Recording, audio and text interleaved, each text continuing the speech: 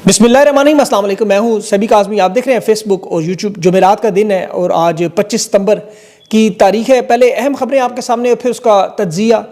कौन बनेगा army chief इस वक्त? जनरल आसिम मुनीर और जनरल आसिम मलिक के दरमियान मुकाबला सख्त है। नवाज शरीफ की लंदन बैठ के प्लानिंग भी हो रही है।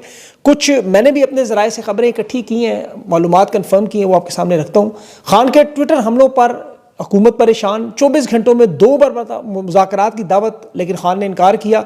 आज बड़े केसेस अली मीन गंडापुर समेत तहरीक इंसाफ इमरान खान की बहनें मौजूद, और वकला की जो बड़ी आज गोल में प्रेस कॉन्फ्रेंस भी। और अदलिया में अहम मामला, जस्टिस जहांगीरी ने सेक्टर कमांडर के हवाले से गुफ्तगू की। 27 सितंबर को सुनामी का मामला और अवामी एक्शन कमेटी के कश्मीर के हालात। मुज़ाकरात नाकाम होने के बाद ख़तरनाक हो चुके हैं। 29 तारीख को दमादम मस्त कलंदर। और सऊदी मुआहदे में 3 ट्विस्ट आए हैं बड़े अहम। इसराइल पर आज यमन ने बहुत बड़ा हमला किया है और उसका जवाब आने वाला है। शहबाज शरीफ अमेरिका में मौजूद है और इसराइल के हामी लोगों को, पाकिस्तानियों को लेकर क्यों पहुंचा। और ख़तरनाक मुआशी तबाही के सिलसिले भी, इंटरनेशनल इदारों के, वर्ल्ड बैंक के नए बयान भी पाकिस्तान की मईशत पर, वो आपके सामने रखता हूँ। लेकिन सबसे पहले भी शहजाद अकबर साहब ने एक बड़ी ब्रेकिंग खबर जारी की। राना सनाउल्लाह की मदद से नवाज शरीफ DGISI के साथ मुलाकातें करके आर्मी चीफ की एक्सटेंशन और मुद्दत मुलाजमत तोसी को रोकने के लिए सरगर्म है। नवाज शरीफ को बाकायदा प्लानिंग के तहत मुल्क से बाहर भेजा गया। वो उनकी पहुंच से दूर हुए और वहाँ वो DGISI आसिम मलिक साहब को आर्मी चीफ बनाना चाहते हैं। और इस वक्त आसिम मुनीर साहब और आसिम मलिक साहब के दरमियान कश्मकश शुरू है। उन्होंने सबूत भी बहुत सारे पेश किए। शहजाद अकबर साहब की खबर में जान इसलिए है कि इनको ये इक़्तिदार के दरीचों को जानते हैं, इनका वक्त गुजरा हुआ है। ये इस्टेब्लिशमेंट के साथ बड़ा करीबी और खुसूसी ताल्लुक भी इनका रहा है। खान के खुसूसी मशीर के तौर पर भी आए थे, इसलिए इनकी खबर की अहमियत है। फिर मैंने भी सिलसिले घोड़े दौड़ाए। राना सनाउल्लाह के फिर बयानात भी सामने आए। इमरान खान से मुज़ाकरात के 24 घंटों में 2 मरतबा दावत भी, जो इमरान खान ने मना की, इनकार किया। असल मामला जो आपको पता है, इस वक्त ये चाहते हैं कि इमरान खान हमारे साथ मिल जाए तो हम एक्सटेंशन रोक दें। इसमें मुझे बाकायदा वजह नज़र आ रहा है। शहजाद साहब चूँकि आले शरीफ को भी बड़ी अच्छी तरह जानते हैं, उनके सोर्सेज भी आला सतह पर भी हैं और आले शरीफ ख़ानदान में भी, तो उनके बयानात की अहमियत है। इसमें 2-3 बड़ी अहम बातें। एक तो जो सऊदी अरब के जो हालिया मुआहदे थे, जिसमें जनरल आसिम मलिक की शमूलियत नज़र नहीं आई। नेशनल सिक्योरिटी एडवाइज़र है वो, और अगले महीने इनकी एक्सटेंशन भी है। तो जाहिर है अब नेशनल सिक्योरिटी एडवाइज़र का वो ओहदा जो अमेरिका के तनाज़र में इंतहाई अहम ओहदा, आपको मेरे पिछले कुछ वीलॉग्स याद होंगे, उसमें मैंने बड़ी तफसील से इसका जिक्र किया है कि नेशनल सिक्योरिटी का एडवाइज़र का ओहदा क्यों बनाया गया और उसमें कितनी अहमियत होती है। और ख़ास तौर पर जो बैरूनी दुनिया के साथ जो मामलात, मगरब के, अमेरिका के, लॉबिंग के, एडवोकेसी के, ये सारे ट्रंप तक पहुँचने के, ये सारे करने में बड़ा अहम किरदार था। और माजी की इसकी बहुत सारी मिसालें भी मौजूद हैं। इसके अलावा फिर आले शरीफ की भी अगर आप पूरी तारीख उठा के देखें तो नवाज शरीफ 6 आर्मी चीफ के साथ झगड़ा कर चुका है। 6 दफ़ा, एक दफ़ा नहीं, 6 दफ़ा। 2024 के इलेक्शन के बाद भी जो नवाज शरीफ के साथ हुआ, जो वज़ीर आज़म के तौर पर उम्मीदवार थे, नशिस्तें उनकी छीन ली गई। डॉक्टर यास्मीन राशिद वाली नशिस्त सिर्फ इसलिए दी गई कि वो 9 मई के केसेस को रखना था, वरना नवाज शरीफ साहब को वो भी ना मिलती। तो अब हकीकी मानों में उनकी जो अहमियत और रेलिवेंट करना, साइड पे करना। और इसमें देखें जो सबसे बड़ा ख़तरा एक्सटेंशन के मामले पर जो हो सकता है, जिसे दूर किया गया था, वो जनरल नदीम अंजुम थे। और इसके अलावा जो मुख्तलिफ कोर कमांडर्स, अगर आप पूरी इनकी तारीख देखें, जैसा पेशावर में जनरल हसन थे, गुजरावाला, मंगला, ये सारा मामला आप माजी के सुन चुके हैं, इसकी मैं तफसील में दोबारा नहीं दोहराता। लेकिन इसमें जो अहम तरीन मामला अमेरिका में शहबाज शरीफ की मुलाकात आप देखें। अब जिस तरह भरपूर लॉबिंग से डोनाल्ड ट्रंप तक, व्हाइट हाउस तक लंच भी हुआ, पहुंचा भी गए, तो अब जनरल आसिम मलिक जो DGISI हैं, ये उनकी बदौलत हुआ। तो हुकूमत बड़ी मोहतात अंदाज में चल रही है। अब ये शहबाज शरीफ की मुलाकात के बारे में भी देखिए, अनाउंस नहीं कर रहे थे कि जब तक ऐलान खुद हुकूमत अमेरिका की नहीं करती, ये नहीं करेंगे। अब शहबाज शरीफ को डोनाल्ड ट्रंप के साथ अकेले मुलाकात के लिए नहीं भेजा जाता, उसमें आर्मी चीफ अमेरिका जाने की तैयारी कर रहे हैं। अब उसमें आर्मी चीफ अगर मौजूद होंगे तो शहबाज शरीफ की ख्वाहिश है कि इसहाक डार भी मेरे साथ मौजूद हो। अब आर्मी चीफ के साथ अगर मोहसिन नकवी बैठ जाएँ तो फिर तो मामला दूसरी तरफ चला जाएगा। लेकिन यहाँ होना तो आपको पता है DGISI आसिम मलिक साहब को चाहिए, और अगर ये नहीं होते तो फिर सारा मामला आपके सामने खुल के आ जाएगा। क्योंकि अमेरिका की तरफ से बगराम एयरबेस का जब से मामला शुरू हुआ है, दिलचस्पी का 3 लगातार बयानात आए हैं। उसके बाद अफगानिस्तान में अब ऑपरेशन का मामला, जो बराह रास्त अमेरिका दोबारा वो गलती नहीं दोहराना चाहता, ये सबक माजी से सीख चुके हैं कि अपनी फ़ौज भेजने की बजाय उन्हें मुकम्मल तौर पर पाकिस्तान पर भरोसा करना चाहिए। और जिस तरह हिंदुस्तान की जंग चीन के ताउन से हिंदुस्तान को हराया जा सकता है, तो अफगानिस्तान में लगाई जाई जंग में अमेरिका ये सीख चुका है कि उनके ताउन से वो ये भी जीत सकते हैं।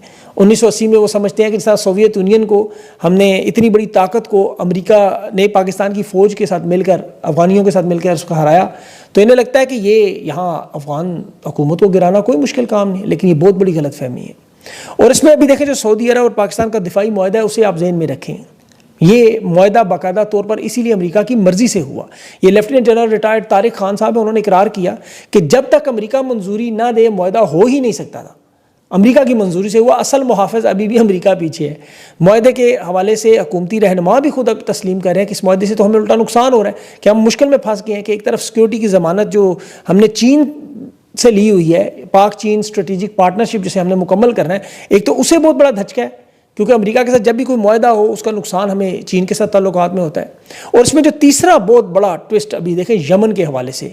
अब यमन में जनूबी इसराइल में आज ड्रोन हमला हुआ रात को, इसराइल की फ़ौज उसे जिसे रोकने में बुरी तरह नाकाम हुई।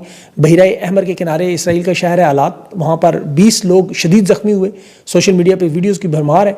फिर इसराइल के जो वज़ीर दिफा है उसने बयान दिया कि अब दहशतगर्दी की वजह से ईरान, लेबनान, गज़ा के बाद अब हम यमन की तरफ पूरी ताकत से जाएंगे। ये स्याहों का शहर आलात था। काफ़ी अरसे से यहाँ ड्रोन हमलों में बड़े नुकसानात हुए हैं। 2024 में भी यमन के हौसियों ने यहाँ ड्रोन हमले किए हैं और उस वक्त भी काफ़ी ज़ख्मी शख्मी हुए थे। अब गज़ा की जंग के दौरान फ़लस्तीनियों के साथ यकजहती में यमन जो है वो इसराइल पर यह ड्रोन मिसाइल हमले बढ़ा रहा है। बहराए अहमर में भी मुसलसल जहाज़ों को निशाना बनाया जा रहा है। इसीलिए इसराइल ने यमन के जो हौसी कंट्रोल वाले इलाके हैं वहाँ पर शदीद बमबारी भी की। अब हदीदिया में वहाँ दर्जनों अफराद जो शदीद ज़ख्मी भी हुए यमन के, उसके बाद अब उनके हमलों में तेज़ी आने वाली है। और यहाँ पर ये याद रखें कि सऊदी अरब के यमन के हवाले से सिक्योरिटी खदशात मौजूद हैं। 2014 से इनकी बड़ी शदीद खाना जंगी भी हुई यमन के हौसियों के साथ, आपको पता बड़े करीब हैं ईरान के भी। बिलाशुबा सऊदी अरब ने 2015 में वहाँ फ़ौजी तहाद बना के बाकायदा फ़ौजी मुदाखलत भी की। पाकिस्तान से भी बल्कि फ़ौज मांगी गई थी। नवाज शरीफ ने भी इनकार किया, फिर इमरान खान ने भी इसका इनकार किया। और सऊदी अरब को ये बहुत बड़ा ख़तरा था कि हौसियों का यमन में अगर ये बढ़ गया इन्फ्लुएंस तो वो कहीं सऊदी अरब की सरहदों की तरफ ना आए। अच्छा, 2023 में इसमें बहुत बड़ी डेवलपमेंट्स हुई थी जो सऊदी अरब ईरान के ताल्लुकात बहाल हुए और उसके बाद सऊदी अरब ने यमन से निकलने अमन के मुज़ाकरात भी किए और बड़े पैमाने पर वहाँ सऊदी बमबारी और बराह रास्त जंग को ख़त्म कर दिया गया। लेकिन यमन की जो हौसी हैं वो शुमाली यमन पर काबिज हैं, वहाँ उनकी हुकूमत भी बनी हुई है, सरकारी सतह पर कमज़ोर है, लेकिन वो छोटे पैमाने पर झड़पें और मुसलसल हमले जो है वो इसराइल पर जारी रखते हैं। और इस सऊदी अरब भी अपनी वहाँ फ़ौजी मुदाखलत मुकम्मल तौर पर वापस नहीं लेते। फ़ौजी एतबार से, सियासी एतबार से मामला मौजूद है, लेकिन इसीलिए सऊदी अरब ने अभी बरतानिया के साथ भी बहरे अहमर पर मुआहदा किया है। अब ये मुआहदे बड़े अहम हो गए, इसलिए इसको याद रखिएगा। एक मुआहदा डोनाल्ड ट्रंप ने भी तेल का पाकिस्तान के साथ कहा था कि ये बड़ा तेल निकला है जी, इतना तेल कि हिंदुस्तान खरीदेगा। वो झूठा बयान निकला। अमेरिका के वज़ीर तवानाई क्रिस वाइट ने लाइल्मी का इजहार कर दिया, बल्कि वो सहाफ़ी का शुक्रिया अदा कर रहा था जिससे सवाल पूछा कि आप सवाल ना पूछो, मुझे तो पता ही नहीं कोई ऐसा पाकिस्तान में तेल भी मौजूद है। वो वज़ीर तवानाई क्रिस वाइट कह रहा था कि इस मुआहदे के बारे में तो ना मैंने कभी कुछ देखा है, ना सुना है, ना किसी अमेरिकी कंपनी से बात हुई। 30 साल पहले मेरा ससुर पाकिस्तान में काम कर चुका है, शायद उसे कुछ पता हो, लेकिन वो रिटायर हो गए। अब जहाँ दावा किया जा रहा है कि दूसरा तेल का बड़ा बहरी बेड़ा पहुँच रहा है पाकिस्तान, शिप, अंदाज़ा करें। लेकिन किस कंपनी का इंतखाब, मनसूबा कौन शुरू करेगा, तेल कौन निकालेगा? भारत भी इस पर आपको पता है जो रद्द-ए-अमल दे रहा है, वो कह रहा है हम इसे संजीदगी से नहीं लेते। ट्रंप का बयान आपको पता है, अब लोग नहीं मानते इसको। इसी तरह के मुआहदे अज़रबैजान, सऊदी अरब, कुवैत समेत जंट्री बीच वो अला मामला है। मुआशी हालात पर अभी वर्ल्ड बैंक ने जो तफसीली रिपोर्ट जारी की है, मैं आप सबसे कहूँ उसे ज़रूर पढ़ें एक दफ़ा। ये मुआशी तरक्की का जो पूरा मॉडल उन्होंने कह दिया कि मुकम्मल नाकाम। ये जो नासिम मुनीर साहब ने जो बनाया, आबादी का 64% नौजवानों पर जो मुश्तमिल है, उसमें 37% नौजवान मुकम्मल तौर पर बेरोजगार, यानी 5 करोड़, आप अंदाज़ा करें ना, 15 करोड़ की आबादी नौजवानों की बनती है 24 करोड़ में, उसमें 5 करोड़ 68 लाख नौजवान इस वक्त मुकम्मल बेरोजगार, ना तालीम ना हुनर। और कोई मुआशी मनसूबा ऐसा नहीं कि इन 5 करोड़ बच्चों के लिए कुछ किया जाए जो लाइबिलिटी बन चुके हैं। और ये सारे जनरेशन जी वाले हैं, इनकलाब वाले, वो नेपाल, बांग्लादेश, श्रीलंका वाले बच्चे। अब ये देखें कि वर्ल्ड बैंक कह रहा है कि इनके पास आगे भी मुआशी तरक्की का कोई मॉडल नहीं, ये गुर्बत में कोई कमी नहीं कर सके, पाकिस्तानियों की आमदनी ख़त्म हो चुकी है, क़ुव्वत ख़रीद ख़त्म हो चुकी है, गुर्बत 8 साल की तारीख में सबसे बुलंद तर सतह पर है। और गैर रस्मी मुलाजमत, यानी जो दिहाड़ीदार होते हैं जिनके पास कोई पक्की नौकरी नहीं, वर्कशॉपों पर, घरों में सफाई करना, ये छोटे मोटे, आपको पता है ये उबर और फ्रीलांसिंग डिलीवरी करने वाले तमाम लोग, ये बड़ी मुश्किल से गुजारा करें। और एक अमीर और गरीब के दरमियान फ़र्क में 42% इजाफा हुआ है। अशराफिया बहुत ज़्यादा अमीर और नीचे सारा तबका बुरी तरह पिस चुका है, महरूम हो चुका है। यानी इनके पास पीने का पानी, खाने की रोटी और सर पर छत एक लग्जरी है, आप अंदाज़ा करें। और हुकूमत की तमाम जो काविश है वो झूठ और फ्रॉड है। और ये खुद इनके जो इंटरनेशनल वर्ल्ड बैंक के डायरेक्टर हैं वो कह रहे हैं कि ये जो मॉडल है, ये जो आलमी बैंक का IMF ने बना के दिया, ये उस पर अमल नहीं कर सके। और बरसों की मेहनत से हासिल की हुई तमाम कामयाबियां ज़ाया। ये कंट्री डायरेक्टर के ब्लोर मांगागा, उसकी आप स्टेटमेंट खुद पढ़ें, ऑन रिकॉर्ड मौजूद है। वो गुर्बत पर तहकीक करने वाली उनकी माहिर है क्रिस्टीना वेसर, उसने ये ऑन रिकॉर्ड स्टेटमेंट दी कि 2018 से 22 तक गुर्बत में किसी हद तक जो कमी का सिलसिला था वो 2024 में उसको बहुत बड़ा धचका लगा और तमाम कामयाबी ज़ाया हुई। बल्कि जो बाहर से फॉरेन रिमिटेंस आती है जो पाकिस्तान को मिलती है वो भी आबादी के एक छोटे हिस्से तक पहुंच रही है। देहात में और कम आमदनी वाले जो लोग हैं वो पाकिस्तान की अंदरूनी मुल्क की तरसलात पर दारोमदार करते हैं और वो ख़त्म होगी। ख़वातीन का इसी तरह लेबर फोर्स में शमूलियत ना होने की वजह से वो अलग तबाही बर्बादी। तो ये हालात है भाई मीशत के। अदलिया के भी आपके सामने रख दूँ, आज खान का केस था इस्लामाबाद हाई कोर्ट में, 15 दरख्वास्तों के बाद सरफराज डोग और जस्टिस इनाम मिनहास की अदालत में, आज़म खान की सॉरी, अब ये अली मीन गंडापुर, इमरान खान की बहनें, सब लोग मौजूद थे, MNAs MPs मौजूद, घंटों इंतजार हुआ। उसके बाद वही हुआ जो अब तक के केसेस में होता है, कभी जज भाग जाता था, कभी लीडर भाग जाता, कभी प्रोसिक्यूटर भाग जाता, कभी फाइल गुम हो जाती। आज सहाफ़ियों को वीडियोस भी नहीं बनाने दी जा रही थी, और ये वो लोग हैं जो सहाफ़ियों को रोक रहे थे, जो खुद जजेस के कमरों में, बेडरूम्स में, वहाँ पर मोबाइल पे आपको पता है वीडियो जारी करते रहे। अलकादर ट्रस्ट में नैब का प्रोसिक्यूटर आज भागा है। सलमान सफदर आज बड़े गुस्से में थे। सरफराज डोगर कह रहा था कि 30 साल की प्रैक्टिस है, अदलिया की ये गंदगी नज़र नहीं है, यहाँ अदालत में पहुँचने नहीं देते, पहुँच जाए तो जज भाग जाता है, पहुँच जाए तो वकील नहीं होता, पहुँच जाए तो अगली तारीख दे देते हैं। सरफराज डोगर शर्मिंदगी का इजहार कर रहा है, कहता है मैं चेंबर में जाके फैसला करके आता हूँ। हालांकि उस कुर्सी पर ही बैठ कर अगर वो व्हाट्सएप पे ही देना है तो भाई वहीं से दे दो। अलीमा खान ने इसीलिए फिर कैमरे की तरफ इशारा करते हुए कहा कर्नल साहब जज साहब से कहीं तारीख दे दें। अलकादर ट्रस्ट की तारीख फिर उसने कौन सी दी? 16 अक्टूबर। और वजह क्या है कि अलकादर ट्रस्ट से पहले तोशा खाना में अमीन मजीद जो 21 दिन मिले हैं नैब को, जस्टिस इनाम मिनहास ने, जिसके पास ये केस जनवरी से आपको पता मौजूद है, नहीं लगा रहा। इमरान खान के केसेस को समात की रिहाई के लिए फिर इसने जो लगाई तारीख वो 7 अक्टूबर की, यानी अडयाला जेल ट्रायल में सजा हो जाए उसके बाद अलकादर ट्रस्ट की 16 अक्टूबर को फैसला कर देंगे, यहाँ उधर उसमें रिहा कर देंगे, इसमें सजा दे देंगे। तो वीडियो लिंक ट्रायल में आप देखें जो पटिशन लाहौर हाई कोर्ट में थी, सलमान अकरम राजा ने आज ये भी बताया कि वहाँ वो पटिशन के लिए अमला कहते थी फाइल ही गुम होगी। अब अंदाजा करें, वो कह रहे हैं मुकदमा ही नहीं सुना जा सकता कि फाइल ही मौजूद नहीं है। और यही हाल इस्लामाबाद और सिंध में, सिंध हाई कोर्ट में आज आप देखें, वहाँ दिलेर और बहादुर जज तारिक जहांगीरी उसका केस था और वहाँ बड़े गैर मामूली मनाजर नजर आ रहे थे। आइनी बेंच का सरबराह के आगा साहब लगाए गए, टाउट जज हैं, आपको पता है वहाँ लोग नारे लगा रहे थे कि के आगा तेरी ज़िंदगी शर्मिंदगी, शेम शेम के। और केसेस छोड़कर तमाम वकला जिस तरह आज इकट्ठे थे, बड़ी गैर मामूली समात बन गई। कराची के रिपोर्टर से कहना था कि ये तारीख में शायद पहली दफ़ा हुआ कि इतनी बड़ी तादाद में, क्योंकि हाजिर ड्यूटी जज मुलजिम बना के कटारे में खड़ा किया गया। केस कराची यूनिवर्सिटी का, लेकिन हायर एजुकेशन ने बनाया हुआ है, और वो भी 1 साल के बाद ये जज ये फैसला करने जा रहे हैं कि काबिल समात केस है या नहीं। खुफिया अदारों का इतना दबाव है इनके ऊपर, वो आगा जस्टिस तारिक महमूद जहांगीरी को बोलने का मौका नहीं दे रहे थे, और फिर जब वो बोले तो फिर जजेस की बोलती बंद होगी। पहले तो उन्होंने कहा अल्लाह और रसूल की नाम का हलफ दे के कहा कि मैंने अपने हलफ की हमेशा पासदारी की है, मेरी डिग्री असली है, इम्तहानात दी हैं, ना मैंने कोई टाउटी की है, ना मैं किसी ISI के सेक्टर कमांडर का हुक्म मानता हूँ, फैसले वो देता हूँ जो हक और कानून पे। और मुझे बगैर नोटिस दिए कराची यूनिवर्सिटी ने फैसला दिया है, मैंने सारे इम्तहानात दिए हैं। और ये बड़ी दिलेरी और बहादुरी से 5 जज इस्लामाबाद हाई कोर्ट के डट के खड़े हैं। यकीन करें ये अदलिया की बहुत बड़ी मज़ामत है इस दौर में, इनका नाम हमेशा तारीख में लिखा जाएगा। बड़े काबिल तहसीन है। जो आप देखें काबिल जो उस वक्त बुकला सारे केसेस छोड़ के जो आए हुए थे वहाँ इसीलिए आए हुए थे, उन्हें पता है कि ये चंद जज रह गए हैं जो उम्मीद है।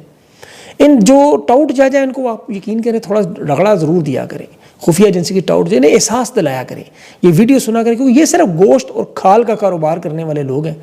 परवेज़ मुशर्रफ के दौर में तबाही नहीं थी, ज़ियाउल हक के दौर में तबाही नहीं थी। यकीन करें अदलिया की वो तबाही और बर्बादी कि हर हाई कोर्ट को उठा के देख लें, हाई सुप्रीम कोर्ट को उठा के देख लें, ऐसा ऐसा घटिया फैसला, ऐसे ऐसे गलत काम हो रहे हैं। अभी जुल्फी बुखारी इमरान खान का साथ दे रहे हैं इंटरनेशनल सतह पे, आपको पता है वो आर्टिकल्स, इमरान खान के बयानात, अक़वाम मुत्तहिदा में केसेस, इंटरनेशनल कोर्ट तक, वाइट हाउस तक, ये सारी सफारतकारी वही करता है। आज उसकी अटक में ज़मीन भी नीलामी का इश्तहार लगा दिया। इससे पहले उसका इस्लामाबाद में घर, उस पर कब्जा कर दिया, उसको नीलाम कर दिया। झंड में उसकी पता नहीं 700-800 कनाल ज़मीन वो छीन ली जो उसको मिली ख़ानदान से। मतलब ये एक बिल्कुल जुल्म और फस्तायत का वो लेवल कि हीरा मंडी बनी हुई है बिल्कुल। वकला की गोल मेज़ कॉन्फ्रेंस हो रही है, सलमान अकरम राजा, लतीफ़ खोसा, शाहिद जमील, वो बैरिस्टर अली ज़फ़र, ये सारे मौजूद, हामिद अली खान भी, वो वहाँ पुलिस पहुँच जाती है। वो होटल में उन्होंने प्रेस कॉन्फ्रेंस करनी थी, गोल मेज़ कॉन्फ्रेंस नहीं करने देते। खैर वो भी वहाँ चल रही है। फलक जावेद को देख लें, वो केस इस्लामाबाद हाई कोर्ट में उसके वालिद ने दरख्वास्त डाली, अरबाब मोहम्मद ताहिर कहते हैं 2 बजे तक IG आके बुलाए, और वो केस ले गए उठा के लाहौर अशरा में, क्योंकि वहाँ जस्टिस आलिया नीलम की हुकूमत है। मतलब ऐसी ऐसी मंडियाँ लगी हुई हैं अदालतों में, यकीन करें सुप्रीम कोर्ट से लेकर लोअर कोर्ट तक एक तबाही और बर्बादी। फिर नतीजा अब क्या निकलेगा?